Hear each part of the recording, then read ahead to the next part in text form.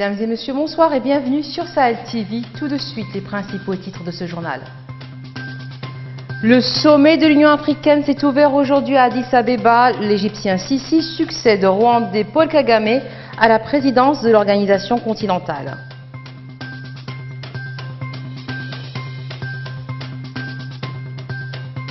La coalition des partis de la majorité appelle l'ensemble de l'échiquier politique à œuvrer pour la bonne organisation des prochaines échéances électorales. C'était ce soir lors d'une conférence de presse. Le président Abdelaziz Bouteflika candidate à un 5e mandat. C'est l'agence de presse algérienne, l'APS, qui l'a annoncé ce dimanche. Merci d'être avec nous. Le 32e sommet de l'Union africaine s'est ouvert aujourd'hui à Addis Abeba. La plupart des chefs d'État des 55 pays membres ont fait le déplacement pour participer à cette rencontre. Le président de la République, Mohamed Ould Abdelaziz, en fait partie. Au cours de cette première journée, le Rwandais Paul Kagame a passé le témoin à son homologue égyptien. Compte rendu de Sid Ahmed Beilato. الرئاسة إلى رئيس الداخلي الاتحاد فخامة الرئيس عبد الفتاح السيسي. Le chef de l'État égyptien Abdel Fattah el-Sisi a pris officiellement la présidence tournante de l'Union africaine lors de la cérémonie d'ouverture du sommet prévu pour durer 2 jours. Ce sommet devrait se pencher sur les réfugiés, les rapatriés et les personnes déplacées en Afrique. La poursuite des réformes institutionnelles de cette organisation comptant 55 membres, l'établissement de la zone de libre-échange continentale et les crises traversant le continent. Après une présidence extrêmement active, marquée toutefois par un camouflet de taille après les élections en République démocratique du Congo, Paul Kagame a tiré sa référence avec une énième initiative, cette fois en vue d'améliorer les soins de santé en Afrique. L'Égypte, elle, souhaite renforcer sa position sur le continent africain et ne pas être considéré comme un pays tourné uniquement vers le monde arabe, soulignent les observateurs. Si le Caire a assuré publiquement être engagé dans le processus de réforme, l'instauration d'une taxe de 0,2% sur les importations permettant d'assurer l'indépendance financière de l'Union africaine, dont plus de 54% du budget 2019 proviendra de donateurs étrangers, pourrait ne pas passer les réticences des États, Égypte en tête. En novembre 2018, la majorité des États avait rejeté le projet de donner au chef de l'organe exécutif de l'Union africaine le pouvoir de nommer ses commissaires, mesure visant à rendre l'administration plus responsable devant son chef. Amnesty International a de son côté exprimé ses craintes quant à l'impact de la présidence de M.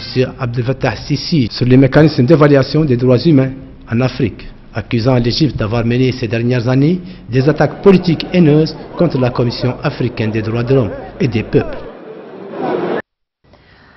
La coalition des partis de la majorité appelle tous les acteurs politiques à faire preuve de sérieux et de responsabilité pour assurer le succès du processus politique en Mauritanie. L'appel a été lancé ce soir lors d'une conférence de presse à Nouakchott. Pour la coalition, ces conditions sont nécessaires pour garantir l'organisation des futures échéances politiques dans un climat de transparence, de démocratie et de saine concurrence. La présidente de la coalition a souligné l'urgence d'une mobilisation citoyenne pour apaiser la scène politique. Un groupe composé de jeunes et de personnalités a annoncé à Nouakchott la création d'un nouveau mouvement appelé Mouvement du début, Harakat Bidaya. Ils appellent à la nécessité de réduire la polarisation excessive qui, selon eux, crée une atmosphère de discorde et de fanatisme. Le mouvement a insisté sur la nécessité de faire émerger le discours politique national et d'élargir son champ d'action afin d'intégrer toutes les préoccupations nationales. Il s'agira également d'assurer un certain niveau de crédibilité et de rationalité, loin des flatteries et des préjugés anachroniques. Selon ses initiateurs, ce mouvement s'emploie à la promotion du discours politique national pour qu'il prenne en charge toutes les questions nationales en accent sur une plus grande participation de la jeunesse à la prise de décision et en renforçant les libertés publiques. Le Croissant Rouge émirati a lancé un projet pour l'alimentation en eau potable dans 5 wilayas de la Mauritanie où l'eau se fait rare, une action effectuée dans le cadre de ses initiatives de développement au cours de cette année déclarée année de la tolérance. Ce projet doit bénéficier à 500 000 personnes et prévoit le forage de 85 puits artésiens fonctionnant grâce à l'énergie solaire et la construction de réservoirs.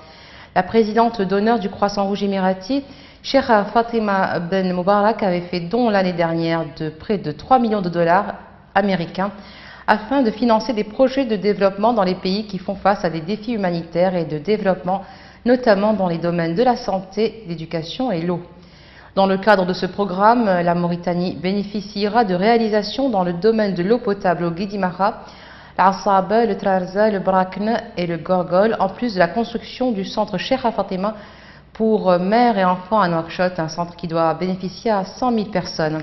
Il prévoit également la construction de 2 écoles primaires dans la wilaya du Trarza, une pour les garçons et l'autre pour les filles.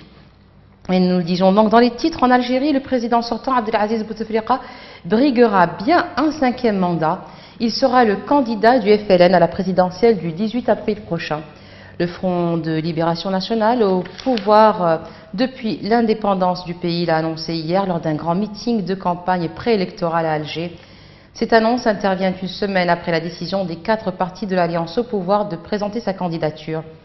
Face à lui, seuls 2 candidats se sont pour l'instant fait connaître. Le premier, le général à la retraite, Ali Ghediri, inconnu en Algérie et sans passé politique. Il était responsable des ressources humaines au ministère de la Défense. Le second est Abdelrazak Makri, le chef du mouvement de la Société pour la paix, principal parti islamiste. La justice tunisienne a condamné à la prison à vie 7 djihadistes reconnus coupables d'implication dans des attentats qui ont tué une 60aine de personnes en 2015. En majorité des touristes étrangers, d'autres Tunisiens ont été condamnés à des peines allant de 6 mois à 16 ans de prison. 27 ont été acquittés. Au total, 51 Tunisiens sont jugés dans les 2 procès des attentats au musée du Bardo à Tunis, qui a eu lieu le 18 mars 2015. 21 touristes, un agent de sécurité tué. Et dans une station balnéaire de Sousse, le 26 juin 2015, 38 touristes tués, dont 30 Britanniques. Les dépositions des accusés lors des audiences ont mis en évidence d'importants liens entre les 2 attentats revendiqués par le groupe djihadiste État islamique. État islamique toujours en Syrie, une alliance arabo-kurde soutenue par Washington a progressé ce dimanche face au groupe État islamique au second jour d'un assaut final lancé pour éradiquer l'organisation djihadiste de son dernier réduit dans l'est du pays. Plusieurs centaines de djihadistes sont pris en tenaille près de la frontière irakienne, totalement bouclée. Côté irakien, des canons des artilleurs français sont prêts à tirer. La France faisant partie de la coalition anti-État islamique. Les derniers irréductibles de l'État islamique sont principalement des étrangers selon l'Observatoire syrien des droits de l'homme. Le président américain Donald Trump avait prédit mercredi la libération imminente de 100% des territoires jadis contrôlés par l'État islamique, ajoutant qu'une annonce formelle en ce sens pourrait intervenir dès la semaine prochaine. Et en France, c'est en ordre dispersé que les Gilets jaunes ont choisi de manifester ce samedi, hier plutôt, samedi après bientôt 3 mois de mobilisation. À Paris, alors que des manifestants tentaient de forcer les grilles de l'Assemblée nationale, un homme aurait eu la main arrachée.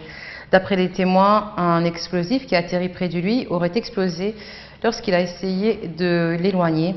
La préfecture de police a confirmé qu'un manifestant avait été blessé à la main et pris en charge par les pompiers sans donner plus de précision.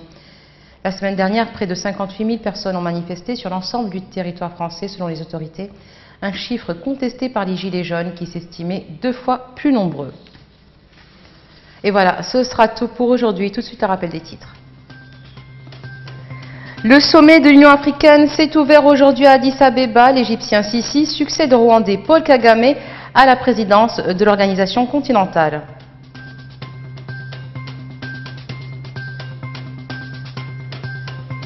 La coalition des partis de la majorité appelle l'ensemble de l'échiquier politique à œuvrer pour la bonne organisation des prochaines échéances électorales. C'était ce soir lors d'une conférence de presse.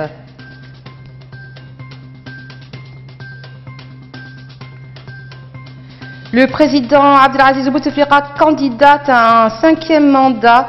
Le Front de Libération Nationale, au pouvoir depuis l'indépendance du pays, l'a annoncé hier lors d'un grand meeting de campagne préélectorale à Alger. Merci d'être resté avec nous. Excellente fin de soirée sur Sahel TV.